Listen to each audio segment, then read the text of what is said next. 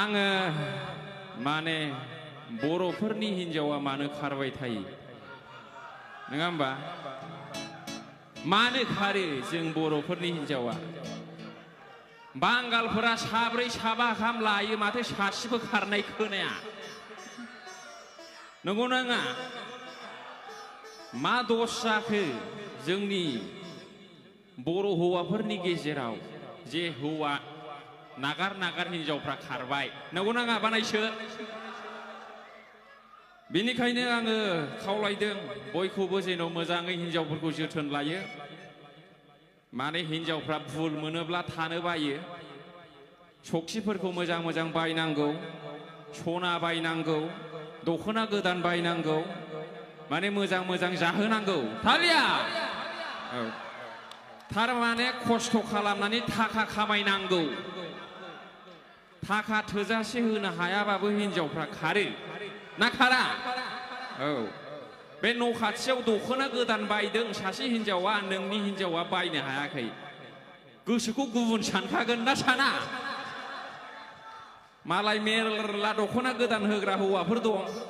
मोजां मोजां जाहोग्रा हौवाफोर दं ना गैया औ ओंखायनो जायफोरना हिन्जाव दं एसे थाखा खामायनायाव मुखुब जा नङाला नोंनि हिन्जावा गुबुनजों थांहां माहां जागासिनो दं है आरो बांगालफोरनि हिन्जावफ्रा मानो खारा होनबा बिसोरो बोसोराव खननै उपबास थायो उपबास होनबा बुजिना बुजिया फास्टिं फास्टिं ओंखाम जाया दैबो लोङा नै दा सोलिगासिनो दं when you fast all the toxin of your body comes out with the urine जेब्ला नोङो ओंखाम जाया दै लोङा नोंनि देहानि गासिबो गाज्रि बुस्थुफ्रा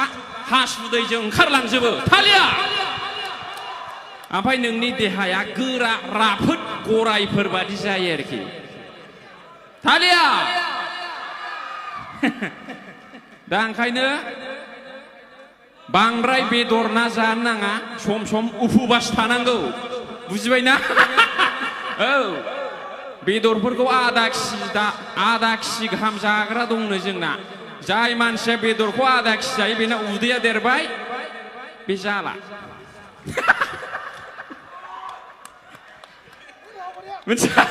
बुजिबायना बांगालफोरनि उदैया मालाबाबो देरा मिथिबाय देरो नोंसोर लागोआव बांगालफोरनि उदै देरनाय नुदों बिसोर जानायखौ लिमिट जायो आरो बांसिन नै बे उपबास थाबायना 6टा बेलासिनि 6टायाव जायो किसमिस काजु बादाम थालिर गोलाव गोलाव खिजुर जायो आरोखि दुबाइनि बयनिख्रुइ फेभरेट खायद'आ मा खिजुर नों अमा 1 केजि जानायजों खिजुर गरनै जानायजों जेबो मिलाया थालिया